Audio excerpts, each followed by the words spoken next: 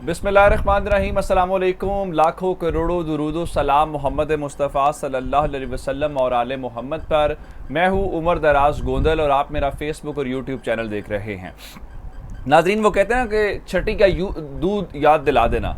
वो फौज ने बिल्कुल छठी का दूध चंद घंटों के अंदर याद दिलाया है और यकीन माने कि ये सारे बिल्कुल सीधे हो गए हैं। अब आप कहेंगे कि ये बिल्कुल सीधे कैसे हो गए, मैं आपको ये बताऊंगा। और इसमें जो ख़ास बात है वो सबसे जो हैरान कुन बात है वो हमारे लिए नहीं है। जो जरदारी साहब हैं वो पुश दे रहे थे, वो कह रहे थे कि ज़रा सीधे खड़े हो जाओ, ज़रा डट जाओ।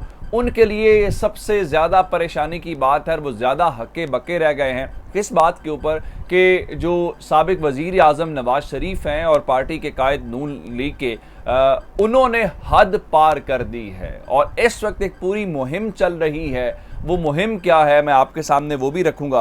और उसके बाद सारी सूरत हाल के अलावा मैं आपको ये बताऊं तो चौधरी परवेज़ इलाही को एक लिहाज से बंद कमरे के अंदर बंद करने के बाद जो है कोशिश ये है कि हम आज का इजलास करवा लें। और चौधरी परवेज़ इलाही जो हैं वो भी डट के खड़े हो गए हैं। पंजाब के अंदर एक नया तमाशा लग गया है। वो नया तमाशा क्या है, अब उसमें से जीत किसकी होगी, ये बड़ा इंपॉर्टेंट सवाल है। उसके बाद मैं आपको एक बार फिर डॉलर के हवाले से बताऊंगा कि ये गवर्नमेंट कोशिशें बहुत कर रही है लेकिन बात बन नहीं रही। और उसके बाद अमेरिका से खबर है, चूँकि अमेरिकी सफ़ीर यहाँ पे आ चुके हैं, वो मेल मुलाकातें भी कर रहे हैं। उन्होंने अपने कागजात जो हैं, अपने जो नॉमिनेशन पेपर्स हैं वो अभी तक सदर पाकिस्तान को पेश नहीं किए, लेकिन उसके बावजूद वो अमली तौर पे मुतहरिक हो चुके हैं। उधर जो पाकिस्तान के सफ़ीर हैं उनकी मुलाकात हुई है जो बाइडन के साथ। अमेरिका का जो सदारती ऑफिस है या सदारती हाउस है जिसको हम वाइट हाउस कहते हैं, वहाँ पे उस बारे में भी तफसीलात आपके सामने रखेंगे। लेकिन अगर आपने अभी तक चैनल सब्सक्राइब नहीं किया और आप चाहते हैं कि आपको मुस्तनद और बर वक्त खबरें मिलती रहें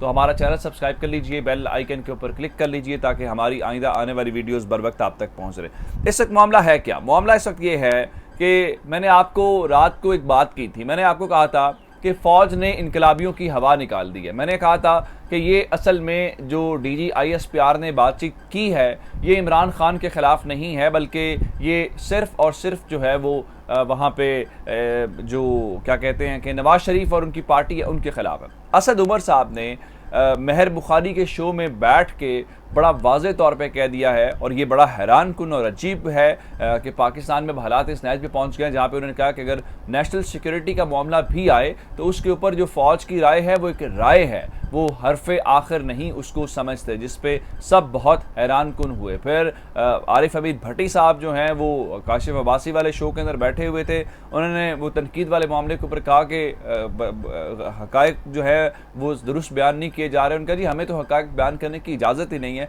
अब ये एक अजीब सा मामला है जिस तरफ ये स्टेट अफेयर्स पाकिस्तान के चल रहे हैं। अब इस सारी सिचुएशन के दौरान मैंने आपको बताया था कि उस पूरी बातचीत का 1 पॉइंट एजेंडा था। वो 1 पॉइंट एजेंडा ये था कि जनरल मुशर्रफ के हवाले से उन्होंने पैगाम देना था, वो पैगाम दे दिया हुकूमत को, बाकी हलकों को, जिसके बाद बाकी सब बातें फजूल हैं और सब बातें जो है वो इर्रेलेवेंट हैं। इसके फ़ौरन बाद अब आप हैरान ये होंगे कि इस नून लीग ने भरपूर कोशिश की थी जनरल मुशर्रफ को पाकिस्तान में रोकने के लिए और सारे हीले बहाने रुकावटें खड़ी की थी, लेकिन उस वक्त जनरल राहील शरीफ ने इनकी एक बात भी नहीं मानी थी और जनरल राहील शरीफ के दबाव के सामने इन्होंने घुटने टेक दिए थे। अब मैं आपको एक खबर दे दूं। पहले खबर यह है कि नवाज शरीफ ने अपनी पार्टी को, बिलखुसूस मरीम नवाज को और दीगर लोगों को कहा है कि सोशल मीडिया हो या जलसे जुलूस हो, जनरल मुशर्रफ के हवाले से आप गुफ्तगू नहीं करेंगे, इसलिए कोई ऐसा बयान ना दिया जाए जिससे हमारी जो पार्टी है उसको हुकूमत करने में मुश्किलात का सामना करना पड़े। अब उसके बाद नवाज शरीफ को तो इनकलाबी बनना चाहिए था, बड़े दावे करते थे और वकार सेठ साहब जो हैं कम अज़ कम उन्होंने तो हिम्मत और जुर्रत दिखाई। तो अब लोग जो हैं इनके खिलाफ भी नवाज शरीफ ने ट्वीट किया, जी मेरी परवेज़ मुशर्रफ से कोई ज़ाती दुश्मनी या अनाद नहीं है, नहीं चाहता कि अपने प्यारों के बारे में जो सदमे मुझे सहना पड़े वो किसी और को भी सहना पड़े। उनकी सेहत के लिए अल्लाह ताला से दुआ गो हूँ, वो वापस आना चाहें तो हुकूमत सहूलत फराहम करे। एक बात तो ये है, आप ये तय कर लें कि जनरल मुशर्रफ ने अगर कोई गलत काम किया है तो क्या आपका गलत काम किया है या मुल्क के साथ किया है। अगर तो आपका किया है तो आप माफ़ करने का हक़ रखते हैं, पहली बात। दूसरी बात, अगर मुल्क के साथ किया है तो फिर आप किस कैपेसिटी में ये बात कर रहे हैं कि आपने उनको माफ़ किया है या आप कोई ज़ाती अनाद या दुश्मनी नहीं रखना चाहते। बिल्कुल ठीक है, अगर आपकी कोई ज़ाती अनाद या दुश्मनी नहीं है तो फिर एक सवाल पैदा होता है कि आपने उनको मुल्क से बाहर जाने से क्यों रोका था। अगर आपकी ज़ाती अना आप नहीं रखते तो फिर आपने सिर्फ एक शख्स को जो अपनी मर्ज़ी का आर्मी चीफ अपॉइंट करना चाहता था उसको आपने हुकूमत से निकाल कैसे दिया, और सिर्फ उस ज़ाती अना की वजह से। फिर एक और बात, वो कह रहे हैं जी वो वापस आना चाहें तो हुकूमत सहूलत फराहम करे। आपसे सहूलत मांगी किसने है? आपको कहा किसने है कि आप फैसिलिटेट करें या कोई उसमें से हेल्प आउट करें? आपसे तो कोई मदद नहीं मांग रहा, कोई आपसे कर ही नहीं रहा, आप ऐसे ही शोर शराबा कर रहे हैं। तो अब उस चीज़ को लेके, जो कि ये सबसे पहले ख्वाजा आसिफ ने मुहिम शुरू की थी, मुहिम क्या शुरू करनी थी, फ़ौज की जानिब से उनको कम्युनिकेट किया गया था, चूँकि वो वज़ीर दिफा हैं, दबाव वहाँ से आना शुरू हो गया था। तो अब उस चीज़ के लिए एक ग्राउंड बनाया जा रहा था। अब जितने इनके हामी सहाफ़ी हैं, असद तूर वगैरह सारे, वो इस सोशल मीडिया के ऊपर उन्होंने एक उधम मचाया हुआ है। किस लिए? गुल बुखारी जो है उसने भी, वो कह रहे हैं जी मियाँ साहब एक तो आप ट्वीट जो है वो डिलीट करें, दूसरे नंबर के ऊपर चल के वो कह रहे हैं जी आप होते कौन है ये बात करने वाले, और आप सारे के सारे डरे हुए हैं, और बहुत सारे लोग हैं। लेकिन साथ ही प्राउड ऑफ यू मियाँ साहब के हवाले से मरियम औरंगजेब साहब और दीगर जो है ये करने की कोशिश करेंगे मियाँ साहब का ज़र्फ बड़ा है। मियाँ साहब का ज़र्फ आपके लफ्ज़ों में बड़ा, सारी दुनिया को पता है कि वो सिर्फ और सिर्फ अपनी हुकूमत बचाने के लिए और ख़ुद वापसी के लिए, क्योंकि जनरल मुशर्रफ के हवाले से वो करेंगे तो ही फ़ौज थोड़ी लचक दिखाएगी और उनकी वापसी मुमकिन हो सकेगी। तो आप उसको इस नज़र से मत देखिएगा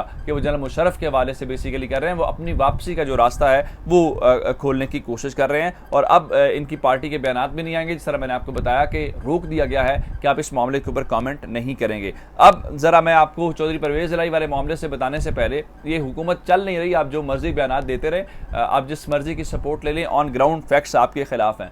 आज इंटरबैंक के अंदर जो डॉलर है 206 से भी ऊपर चला गया।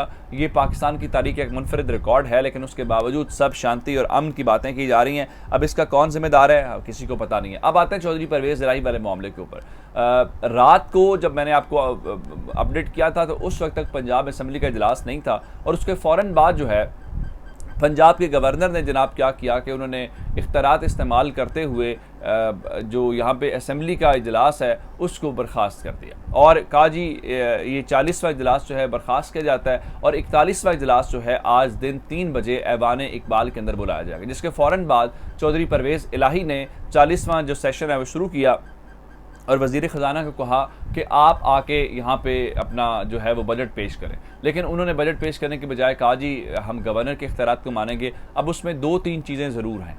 एतजाज़ एहसन साहब ने उसमें क्लैरिटी ले आए। ये चाहते हैं कि वो चौधरी परवेज़ इलाही को हम छोड़ के डिप्टी स्पीकर से इजलास शेयर करवाए। चौधरी एतजाज़ एहसन साहब ने अपनी राय रात को दे दी। उन्होंने कहा कि देखें, आप इजलास का मकाम जब असम्बली मौजूद है, अवेलेबल है, तो आप असम्बली का मकाम तब्दील नहीं करवा सकते। तो पंजाब असम्बली के बजाय ऐवान इकबाल में करवाने के इजलास कोई उसकी वजह समझ नहीं आती, एक बात। दूसरी बात, जब स्पीकर खुद से मौजूद है तो स्पीकर के होते हुए डिप्टी स्पीकर इजलास कैसे चेयर कर सकता है? और अगर यहाँ पे 1 बजे इजलास हो गया तो उसकी कानूनी हैसियत होगी, और अगर 3 बजे वाले इजलास के अंदर भी स्पीकर साहब जाते हैं चौधरी परवेज़ इलाही, तो उनको कोई रोकने की आइनी या कानूनी हैसियत किसी के पास नहीं है। तो अब ये एक लिहाज से है कि ये जो ज़िद और अना है दोनों तरफ से जो भी चल रही है, इससे मामलात हल होने की बजाय ख़राब होते हुए नज़र आ रहे हैं। उधर पाकिस्तान के जो सफ़ीर है जी मसूद खान, वो चूँकि अमेरिका पहुँच चुके हैं,